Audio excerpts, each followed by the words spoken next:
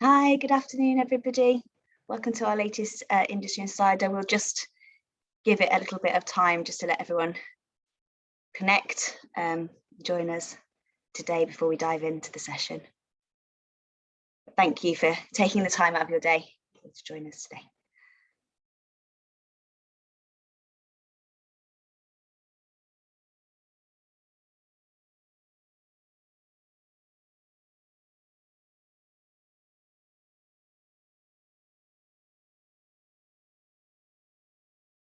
Just give it a couple more seconds just to let everyone connect and we can start.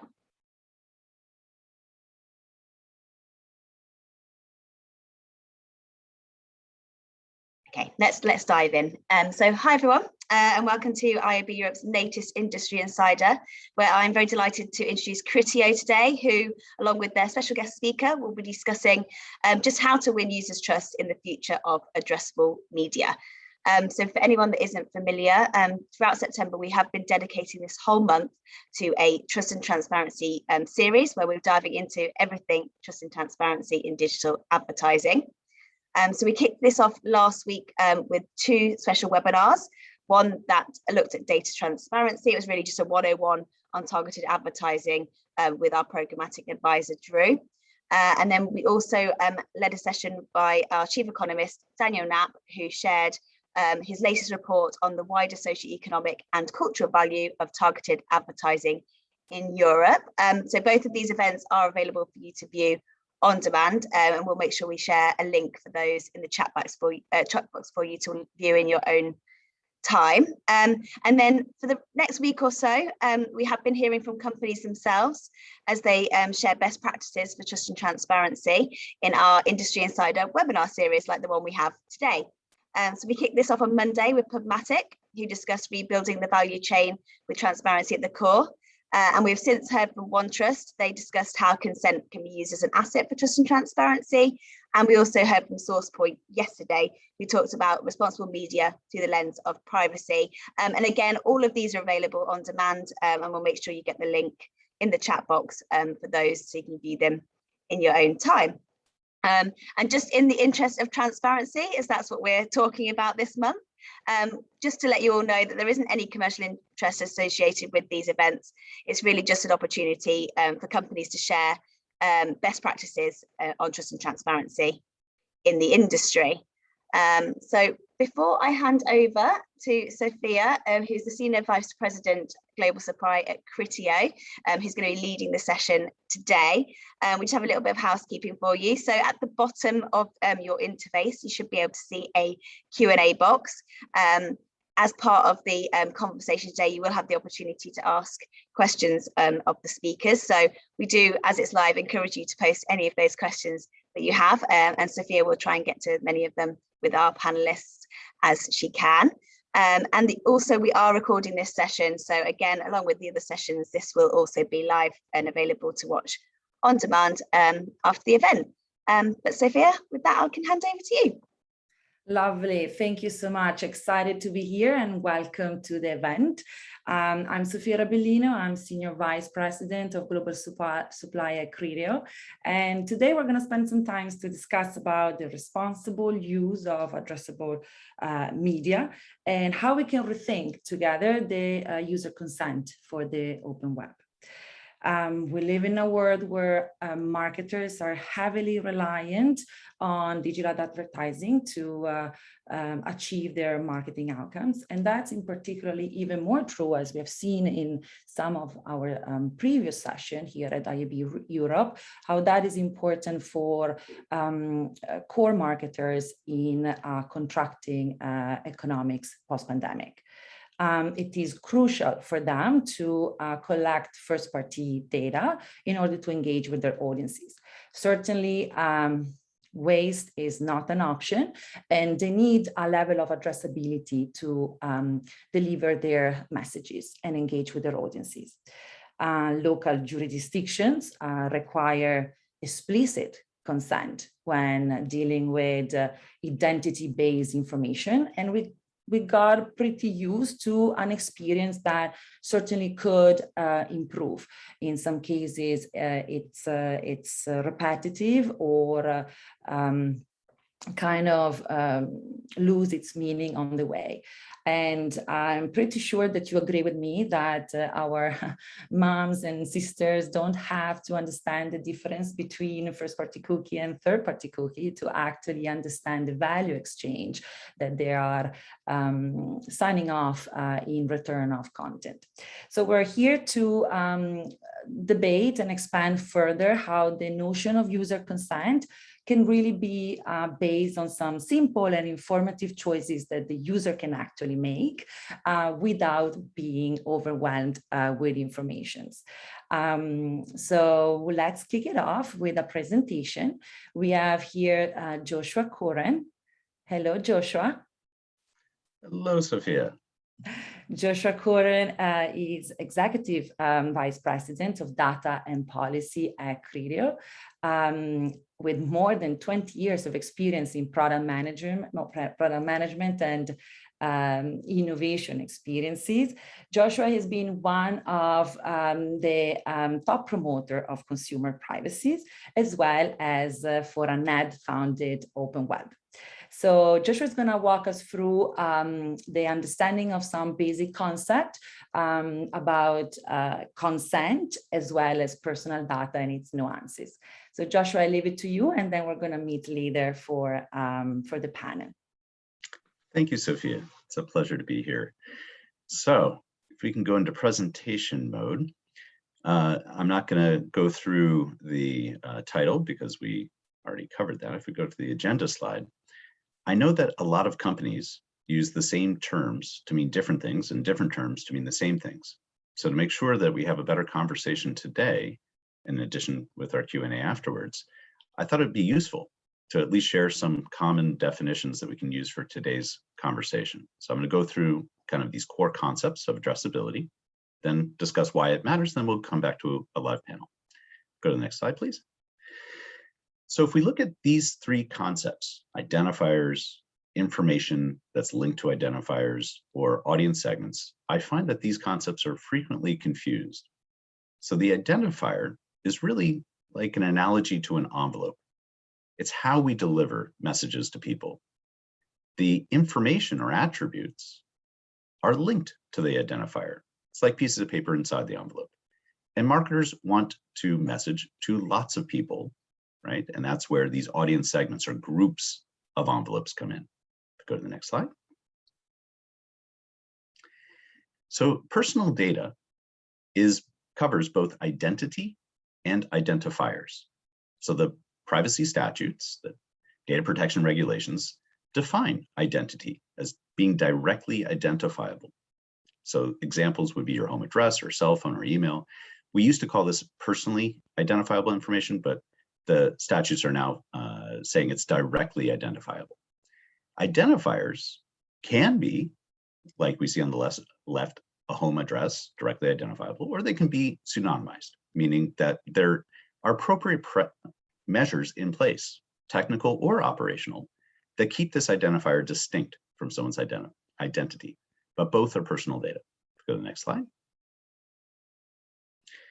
Information can be either sensitive, and various regions' statutes define what those sensitive categories are, but we can think of them as either protected classes of people, right, or information that's likely to embarrass, say, a recent bankruptcy. So if there's these types of information, the various statutes define that they are sensitive.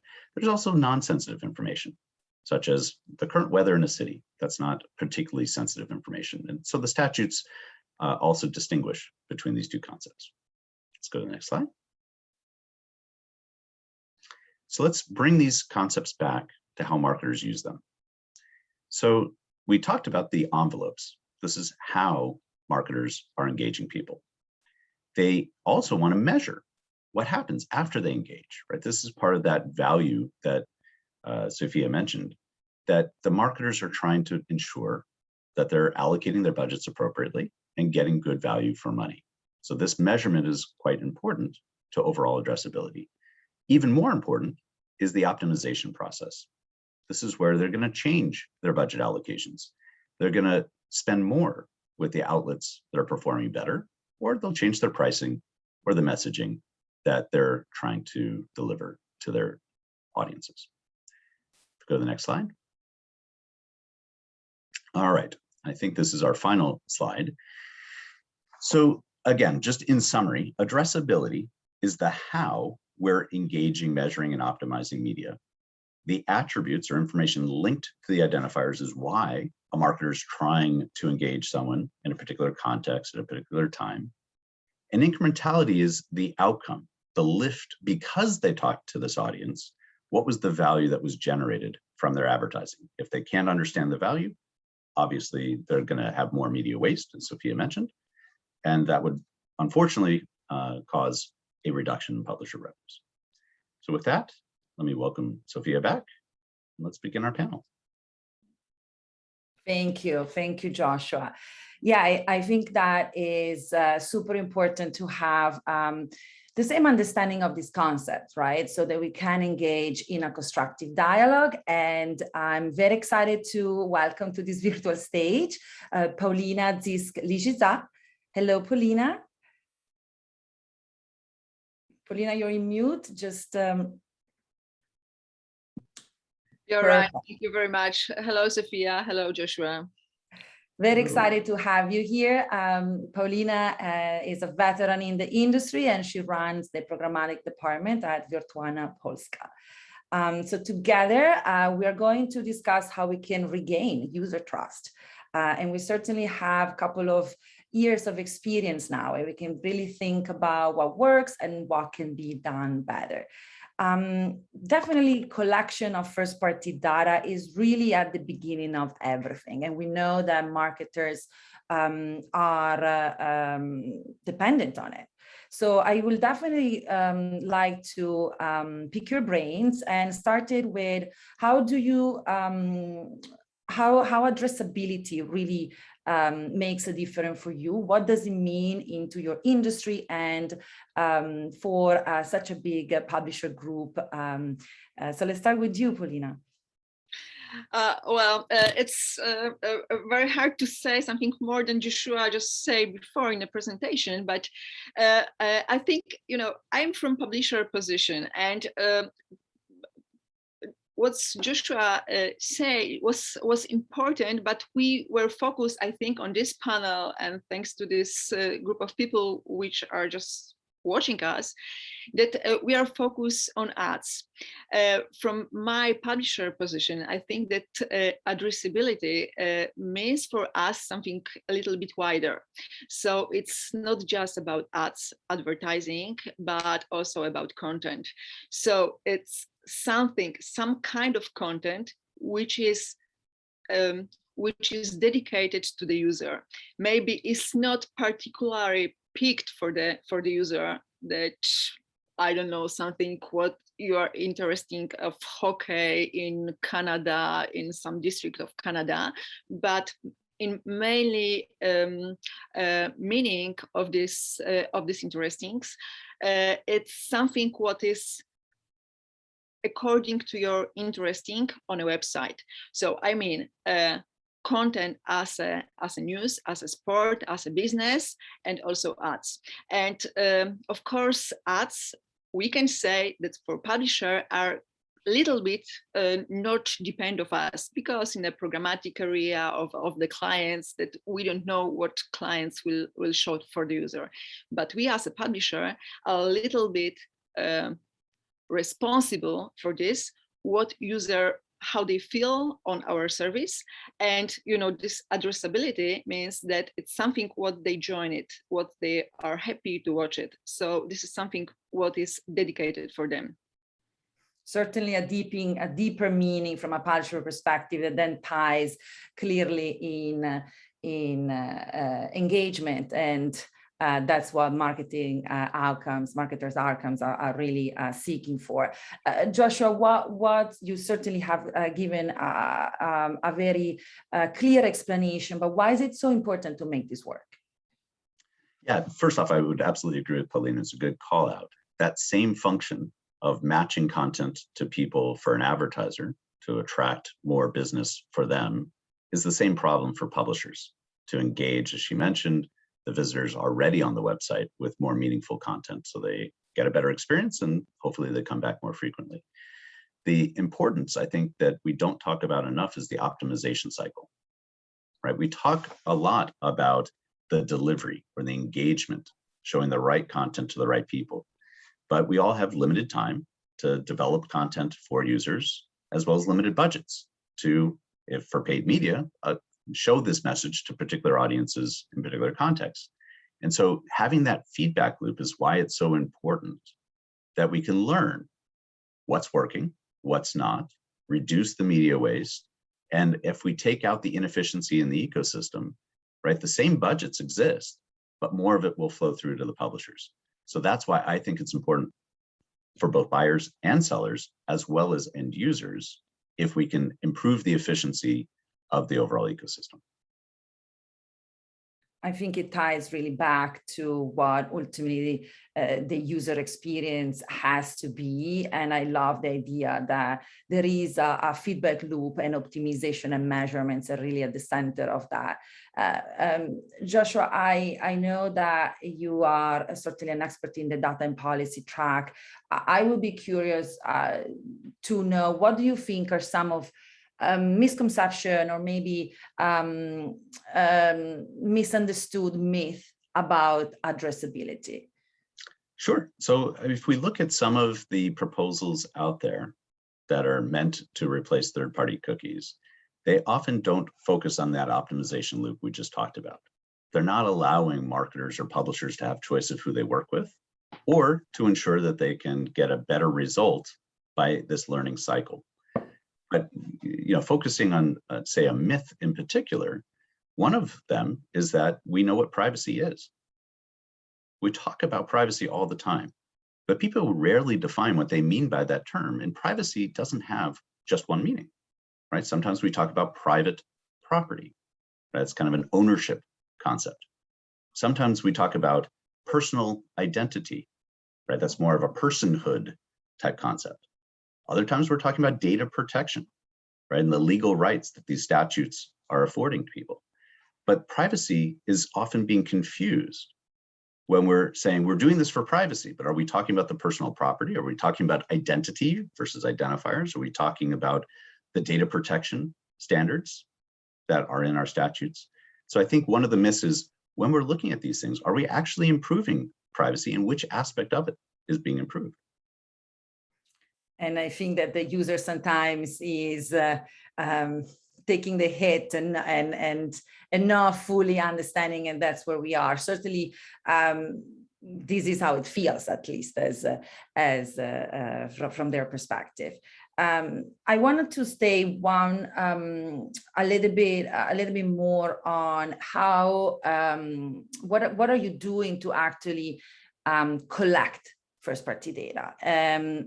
As if that is so important, what are the initiatives that you are promoting and how is it going? Paulina, let's start with you. For us, it sounds to be very easy because we are a publisher, so it's kind of user integration, right? This user initiative that they want to be with us, they want to be with Wirtualna Polska, so they agree to share data with Wirtualna Polska. What does it mean? Maybe users don't really know what that they pay for watching, by watching ads. They also pay for content. So this is what we do. Of course, we put a pop-up on the website, and we inform our users. We use your cookie. We use your data to personalize your ads which you see on a website. This is I really like this distinguish which Joshua told us before, what is difference between personalization and addressability. Addressability is something wider, so it's something that we can say we care about you, but we also want to deliver you a content which you are looking for. So that's mean content in the meaning of news, but also content in the meaning of ads. And this is what we do. We collect data by showing pop-ups and taking agreement from our users that, of course, we are going to use data of them by collecting agreement, like consent, from the website. There are also, many other ways. Of course, it's we call it one login, but it's SSO like movement, which we going to like spread in Poland. We hope it's going to be like a new idea for collecting first-party data for publishers in our region. And I'm pretty sure that your first idea when you think about SSO, given your position in the industry, is authenticated. Am I right? Yeah, of course, because we are. I'm talking as a publisher with fully responsibility for users, but it's quite important to say that we are quite a big user. We are biggest publisher in Poland, so that means that we feel responsibility for our users. So what does it mean? We have like 15 million accounts in Poland. It's even bigger than Gmail has in our region. It's almost 10 million accounts which are working every day. So this means that 10 million people are opening emails with double P, so with Wirtualna Polska emails. So what we gonna do? We wanna show them that behind the Wirtualna Polska is something more than just content. It's some technology company which giving a trust, which giving something what they can be safe in the internet. So Wirtualna Polska is going to be a brand of transparency and being safe, not just on Wirtualna Polska, but also in e-commerce. So we convince people to be with our SSO solution, which we call one login. And this one login is going to be a guarantee that it's something what they can be trust in. Fantastic. I love that idea. Joshua, what about you? What do you see out there that has a potential to work? Yeah, no, I think what Paulina described is great for that authenticated use case, the logging in to one website. But before I answer what we're up to as an ecosystem, I did want to raise attention to a recent news article about the annoying pop-ups, right? We saw from the UK Department of Digital Content, Media and Sport that the regulators are looking to actually bring better choice transparency to people without annoying them with a web pop-up on every single site, because after all, we're trying to give them friction-free access to an ad-funded open web. So in that regard, one of the things that I'm working on is inside Prebid. So Pauline mentioned that her company has built their own SSO, but many smaller publishers don't have the resources to invest in building their own SSO solution. And actually, most of them don't require people to authenticate or give out an email in order to access content, right? The marketers need an identifier, as I mentioned, to do that measurement, that learning cycle feedback. That is really going to be an unauthenticated ID for most online traffic. So that's what Prebid SSO is working on, to give the choice to smaller publishers to ask for an email or not, but definitely have an unauthenticated ID, as well as improve the transparency over the opaque supply chain. So one of the things regulators have also asked for is a transaction ID that would allow us to know who are the various actors in the ecosystem as the publisher sends it through the programmatic supply chain and comes back with digital content, who was touching that request, and creating this audit log so we can give transparency not just to the people, but also to the publisher, so they can figure out who's adding value to their site, as well as to the marketer, so they can better understand who's adding value for them, and unfortunately, who's adding pub fraud at the moment. But if we're cleaning this up, that same budget will flow to the better, well-lit sites and away from the fraud that it currently goes to. Yeah, I think, sorry, Sophia, I think it's worth to say also that it's not something completely new what we're offering on the market. It's already existing solution like Facebook, login with Facebook, login with Google. So we already, users are already familiar with these solutions, and what we offer, we as Wirtualna Polska and SSO Prebit, as Joshua say, it's something like multiple choice, not just, you know, to be with Facebook or Google, because maybe not everyone wants to be with them. I think that the common experience is still the pop-ups, but it's fantastic to hear that there are indeed new solution, different solution that give more options and maybe are less intrusive and more thoughtful. And it seems that here you're covering both the authenticated scenario as well as the non-authenticated scenario, because as we mentioned, addressability is ultimately a key that helps optimization and measurement across the funnel. So I hope that indeed these ideas are going to resonate and we will see them spreading more and more. I definitely want to move your attention now on the bulk of the issue. If we figure out a way to collect consent, how such consent has to look like for the user at the end of the day. And we said it before, we had some times to learn on these last years. I would love to pick your brain and see some positive interactions that you had in the recent days that you would welcome or that you would be ready to embrace. Sophia, you just touched very sensitive area because when TCF 2.0 appeared in Europe, we tried as publishers collect as much first-party data as is possible, right?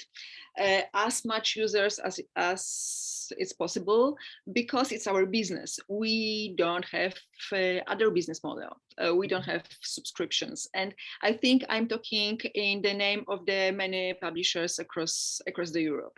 And for example, our example as a Wirtualna Polska was put a pop-up with like a consent, like I agree, like bolded, like something, it's a user initiative just to click it. I don't want to say it's cheating, but it's something what, you know, what provide user, I just agree because we need you. I also saw some very interesting initiatives of other users. I think it was website from Netherlands, and over there was like 3 different type of consents, and depend of the consent which you agreed, it was different. Was information that if you don't agree, you are not allowed to see any content. If you agree just for some kind of data, you will see like contextual advertising. And if you will be fully agreed, you click consent. That means that thanks to you, we are able to pay our journalists for content, but also you will receive full ads. So these are it was this example inspires me, but we have to remember that publisher business model is based on the like not written agreement between user and journalist and publisher, that you agree if you pay by watching these ads. And this is what we're doing.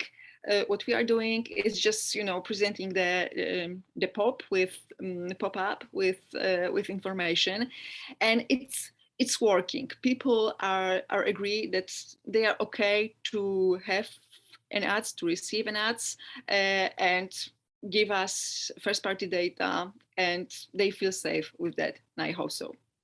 Because they trust you, because they Yes, trust you. You have found a right way to explain it. Joshua, what about you? What do you see out there that could be inspiring? Well, I love Paulina's example, and I think it reminds me of what you said earlier. We need to present choices to people that your mother or sisters could understand, right? And the example that she gave was a very simple choice, right? You get no access if you're not helping support that business model. You get some access if you're supporting it partially, and you get full access if you're supporting it fully. But I think we often confuse the choices we're asking people to make, such as that example, and the choices that those businesses are making. Who are the partners that they're going to work with to operate and grow their business? So it wouldn't make any sense for the consumer to dictate to the publisher, you're not allowed to use Google Analytics, you have to use Adobe Analytics. And the next person who walks in the door says the opposite, right? That's not how business decisions are made. And so we should really rethink, what are the choices we're asking people to make so they are simple and they're user-focused, not business-focused? I think that's really the key. If you would have to call out something specific that has to change, or in order to really win this trust, these are all good examples. But any things that you would start doing on your side?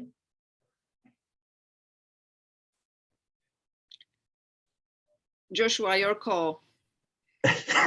So what I would recommend is people join the Pre-Bid initiative. It's open source, does not benefit any particular buy side or sell side. It's merely helping bring back interoperable, addressable information with an accountable audit log.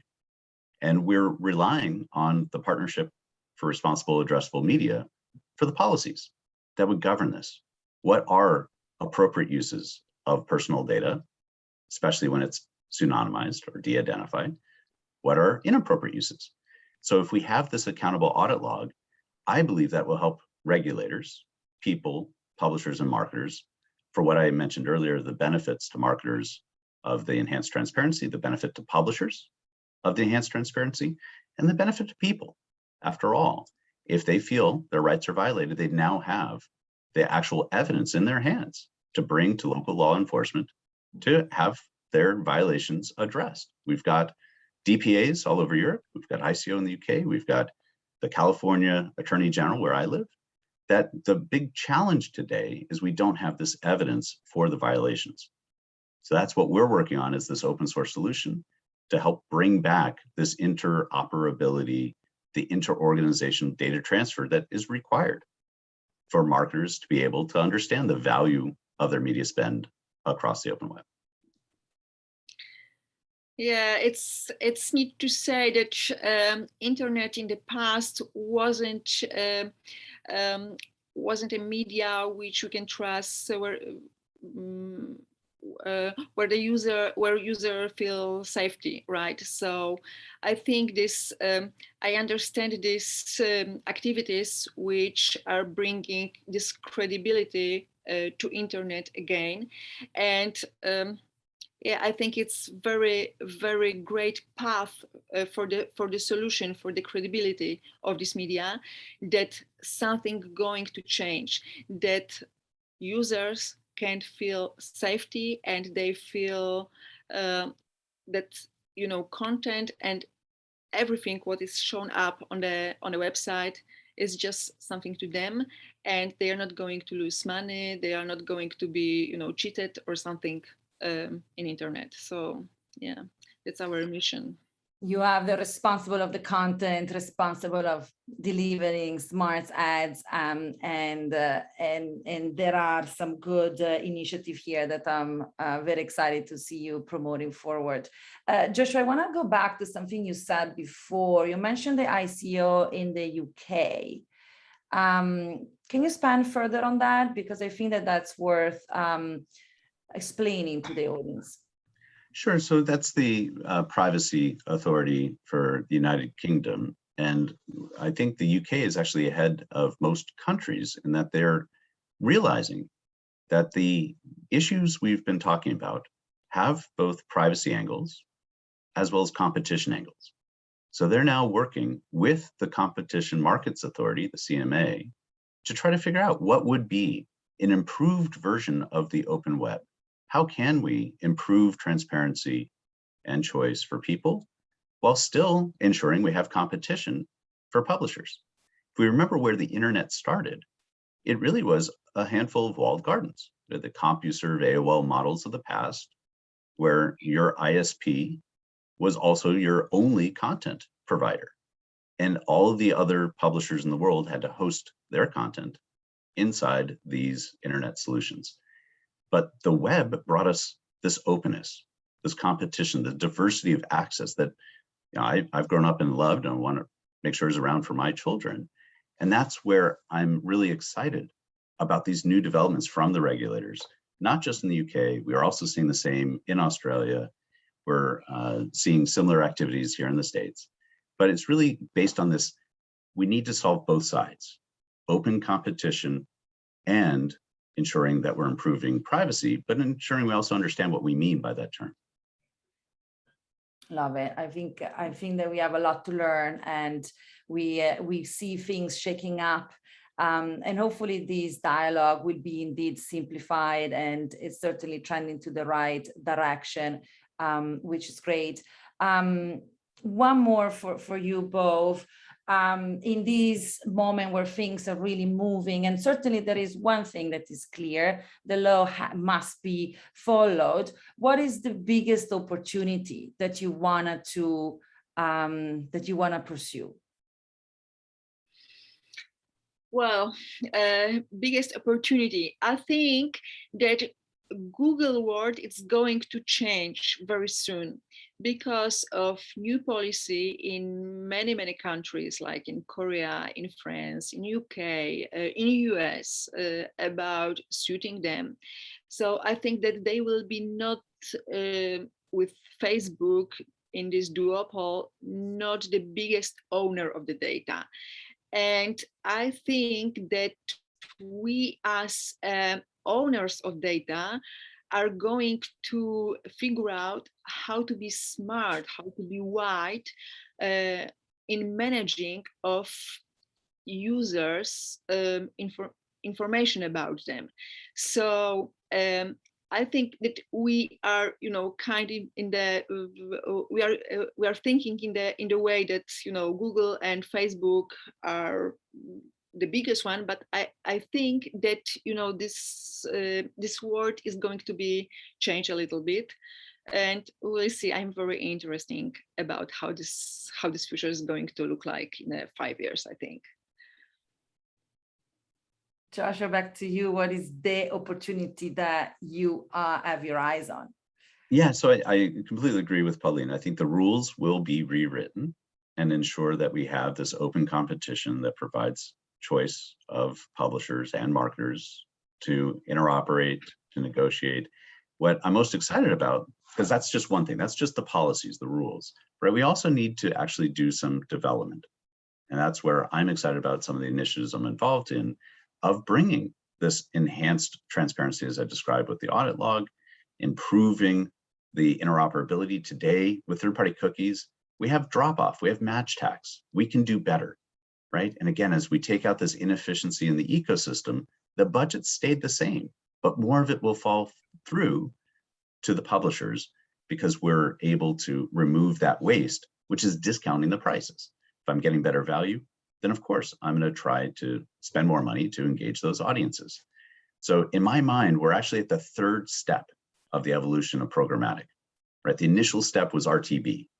How can we make it programmatic to negotiate and buy inventory and take out that inefficiency that used to be fax machines and emails and Excel spreadsheets, right? How can we automate that negotiation process?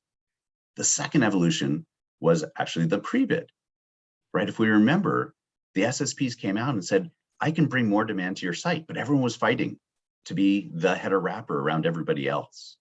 And Prebid said, well, gosh, guys, why don't we just make this open source? Everyone can plug in, and we'll bring even more demand to compete in the auctions to raise revenues for publishers and make it easier for buyers to engage audiences. So that was step 2. Step 3 is actually improving this interoperability.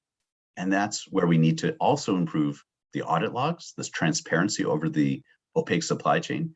And that's what I'm excited about, what we're working on now. So it's not just the policy, it's also the engineering, it's also the business practices that are improving. Is the new wave of what we really have to focus on to make these a success. Thank you so much for staying with us and for giving us your perspective on how we can better collect first-party data with SSO solution. I see you both excited about that, and also to give us some example on how that dialogue with the user can be shaped in a more constructive and meaningful way. We know that we have to keep our eyes on a couple of new ideas that are going to shake the industry. And I hope that that was helpful for the rest of the audience to give a little bit more intel on what's happening out there. Thank you again, Joshua and Paulina.